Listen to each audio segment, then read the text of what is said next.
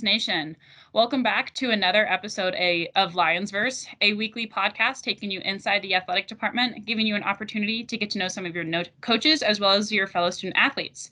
I'm your host, Holly Stevenson, and with me today I have the head coach for softball, Ricki Rothbauer-Stubbs. Coach, thanks so much for sitting down to chat with me today. Really appreciate it. Of course. Thanks for having me. Yeah, absolutely.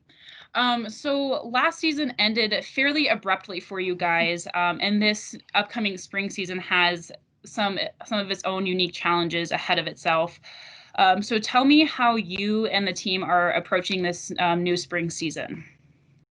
I think right now we're just really trying to focus on the fact that every day is an opportunity that we're able to make ourselves better and become a better team. Having been shut down in the spring, there's moments when you can tell the kids are probably a little bit more guarded there than they would be in a normal year. But I think that's to be expected. They've been through a lot in that shutdown and are trying to sort of reestablish their relationship with the game. And that's what we focused on, is talking about how there's a lot of this that we can't control. But if we love the game and we love to play, then every day that we're out there is a huge opportunity. And right now we've still got a very good chance at a full season. It'll look a little bit different, but at the end of the day, it's all about, taking advantage of the opportunity to play. Yeah, absolutely. Mentality is going to be a big thing, I think, for a lot of athletes this year for sure. That being said, what is the main focus that you guys are trying to work on in the off season in terms of improving the game, or is it all strictly just let's focus on being positive and doing what we can while we can? Well, sure. There's that overarching, like, let's be happy to be here. But from our standpoint, we've got a very young and new outfield for the most part. Yeah. We've got new players in there who are working to get comfortable running full speed into infielders, and infielders who are starting to try to really get comfortable having new people who are really quick coming at them. And so a lot of this fall has focused on building the relationship between those units and building the communication between them, knowing that it's the hardest part to build. I mean, it takes some teams years to really get comfortable communicating with one another and trusting that they can do things full go. But from a game standpoint, certainly we've focused a ton on how do we take the talent that we have and build the best possible team. Because at the end of the day, as long as there's a chance to play, there's something to win on the line. And so for us, that's what we've been trying to build each day. Awesome. Very cool. So walk us through what the scouting process looked like for you this summer and this spring then. Oh, scouting this year was really interesting. Yeah. Not having the ability to really get off campus much until the high school season started here. I mean, it was kind of crazy. We turned we have a TV in our backyard, and we have one in the house that sort of became like the virtual recruiting hubs. And some of that was really awesome, watching some of these travel teams put together high level productions for really young kids and give them a chance to showcase skills in a way that did close-ups and did replays and did all kinds of different things. And so in some ways, those weekends were really enjoyable. You got a really full context of what a game looked like from the comfort of a couch, instead of, getting sunburnt and all of those types of things. But others of it were really challenging. Teams that have talented kids on them, but that either couldn't invest in the type of production that other teams could, or just didn't have anybody around who was really technologically savvy enough to make it work. I mean, I'd get on and you've got a 90-degree tilt on the screen, and I'm like, that's not useful. That's not helpful for these kids to market themselves. And so it's been a long year of, watching athletes go live, reload, and hope that feeds could come back. But I thought that we did a really great job identifying kids early so that we could invite them to camps once we were able to get kids to camp in July. And that was really helpful to us. We have more kids coming out of our camp setting this year than we ever have. So I've just been really proud of the 21 class, their ability to sort of stay resilient and find new ways and stick with the process when it was frustrating. That part's been really good to see. So it'll be interesting for 22s. Yeah. how do we adapt? How do people adapt to these Exactly. formats and, make things work for themselves? Yeah, yeah. I was just gonna say it'll be interesting to see some of the things that we take away from this pandemic and how we utilize it and make it kind of normal for the future and things too. Um, so you had mentioned a few specific challenges coming with this, but when you recruit, do you have certain positions in mind that you're trying to fill, or do you just watch these films and see how these girls can fit in with the team currently or with the game plan that you have for a year or two down the road? Sure. So we're always sort of looking by positional need. When you Okay. know who you're going to graduate and what positions they fill, then you can start looking a few years ahead. We know we're going to need a pitcher in this class because we're going to lose this one, and Hmm. kind of do that matchup. But it does change. I mean, Hmm. we had two outfielders drop off the roster late in the summer that we expected to be here this fall. And so Hmm. that changes the landscape really quick, where you just sort of shift gears and you watch a little bit of everything all the time, especially at our level where you need so much versatility in your group. So it's been kind of crazy. I mean, Yeah. last year's senior class made their decisions about whether or not to use their extra eligibility or not. And then, Hmm. with the younger players, they have a little bit more time to figure out what do they want to do, where's their life going to take them, is it going to work academically? But that makes it really tough because now Yeah. we, day to day, it's like, well, are you a junior that we need to be, really hunting for a Right. replacement?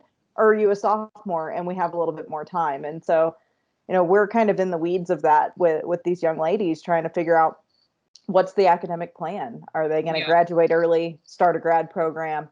Is it going to work with the team? And we're having a lot of those conversations as ongoing conversations so that they can get a sense of closure on what their career is going to look like. Right. But it's 2020 and we've faced so much uncertainty, and in some ways we're just kind of, we let's just put it this way. The Yeah. other day at practice, one of our players said something like, well, what's going to go wrong next? And I said, well, we need to change that way of thinking. Mentality. It's Yeah. what's going to change next. Yeah. We're going to deal with changes, but there is no right or wrong in this right now. Hmm. There's just a lot of change, and Yeah. we have to sort of learn to work with that. So Yeah. from the recruiting side, it's interesting, but that's what we're trying to do. Oh, for sure. And it's like I agree with you. Keeping a positive mentality is really hard with all the change that is going on. So it sounds like you have a good handle on your team though, and making sure that they're focusing on the right aspects of the game and everything too. Um, but switching gears just a little bit, let's talk about you have 6 new recruits that signed on. So congratulations to that. We're really excited. Thank you. I was looking through or reading through the article of kind of just giving us a quick intro of them, and they all have very impressive stats, both offensively and defensively. So tell us a little bit about what I guess the future game plan looks like, because it kind of gave me the impression that you're looking to get very aggressive offensively with a lot of these batting averages, but their fielding's statistics are just as impressive. So is there a focus that you're starting to shift to as you start to plan the next few seasons out? Well, pitching's always the name of the game in Yeah. softball, right? Like you can get by with a team that has to manufacture runs a little bit more if your Hmm. pitcher if your pitching staff is keeping people from scoring. And so, each year that's kind of in the years that we really need pitching, we're trying to go after somebody who is going to help in that regard, plain Yeah. and simple. So, bringing Mackenzie Retkoff in from California has been a great addition for us. We started recruiting her several years ago when she had come to one of our camps, and we're watching her, and we're just watching her get people to swing and miss with just really really solid movement and command of the ball. And so, we watched that a couple of summers ago, and we're like, Yeah. that's nice, and she's got some interest in us. Let's see how this grows, and Right. she's just continued to do that. And so, that was our starting point. For us this year, we did bring in two catchers, which is a little bit unusual. Yeah. um, but we lost one late in the summer this year who was supposed to transfer in from a junior college. So that presented an additional need. And I'm so excited about both of our catchers.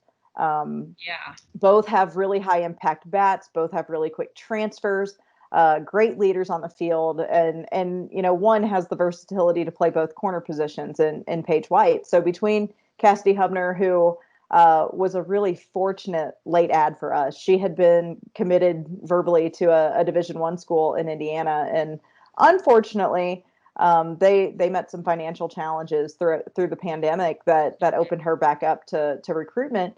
But I think for her and for her family, it's going to be a great move. She's got a Yeah. brother who's an Air Force cadet, so it's Okay. going to bring her and her brother closer, A little bit and we're closer. really excited for that opportunity for her.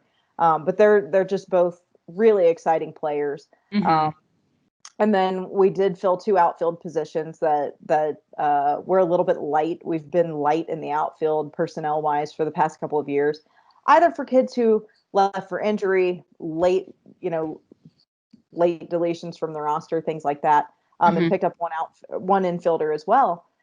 What I love about this class, though, is they all just love to play. When it Mm-hmm. comes down to it, I think that is the driving force. If you can find talented kids who are competitive and who really love to play, Yeah. because this fall, not having the opportunity to play a normal fall season, we had to talk about that a lot. Like when it Mm-hmm. comes down to it, we're going to practice a lot more than we play, and we've got to be able to enjoy that and compete with each other, Mm-hmm. and make sure that we're growing our team each day. And so I think these kids will fit right into that, though hopefully they won't need to. We'll Right. hopefully get back to a more normal schedule soon.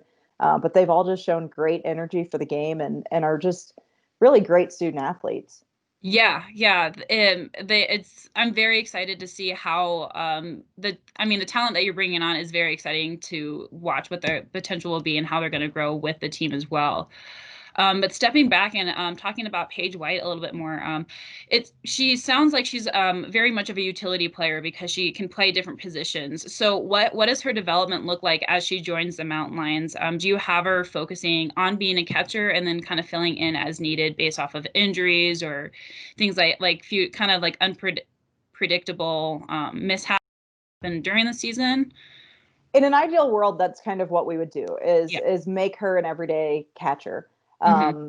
But of course, I tell our versatile kids all the time, you guys have a little bit harder a time because I don't want you to lose a skill set. I don't want you to spend so much time on one thing that all of a sudden, you're a sophomore and you used to be able to do all of these things and now you're not comfortable with it. And so it does put a little bit of emphasis on them for focusing and making sure they're getting great use of their time so that we can bounce them around.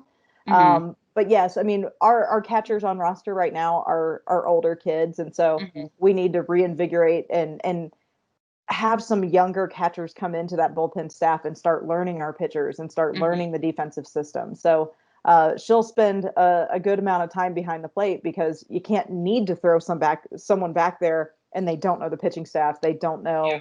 know, how to run different defensive plays and things like that. So Yeah. we'll definitely have her focus initially in the out, or excuse me, behind the plate, and then if she's able to get out on the field as well, we'll Hmm. work that kind of as a secondary role. Very cool. That's an awesome plan. Um, and then what impressed you about Kelsey Bell the most as you watched her footage and got the opportunity to talk to her because she has just impressive stats academically and athletically as well. Like she's a 4.4 GPA was that yeah, that was Yeah. super impressive.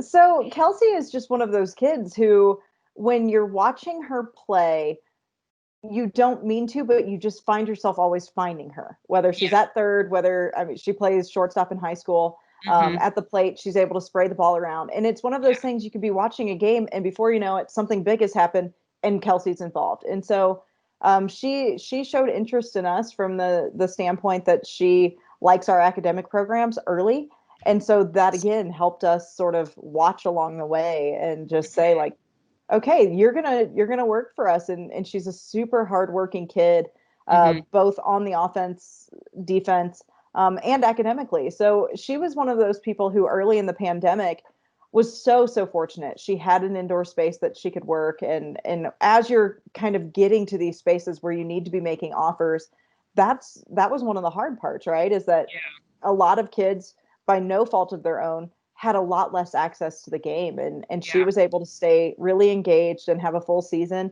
and just continues to grow. And she came to camp, worked with us, love the work ethic, love the enthusiasm. And it just kind of works out sometimes that Yeah. those kids, you find the right fit in level of interest that goes both ways. And Yeah. she's able to play close enough to home for her family to see her. And Hmm. that's awesome. Those are the kind of fits that you want. Yeah. Yeah. No, that's very cool. And then moving on to McKenna Geist, she's another really impressive snag for the UCCS team. What put her on your radar as a potential recruit? Her story is actually kind of interesting because she had been committed elsewhere also as a Okay, verbal commit. And there was just a lot of cross wires and strange communication there because, in my mind, I was like, I don't recruit after people who have verbaled. I right. just won't do it. If it's someone who's verbal to a JUCO, every once in a while, I've reached out to that coach and said, okay, we have a need. Can I talk to this kid? But it's just not something in the recruiting process that I've ever felt really Hmm. comfortable doing.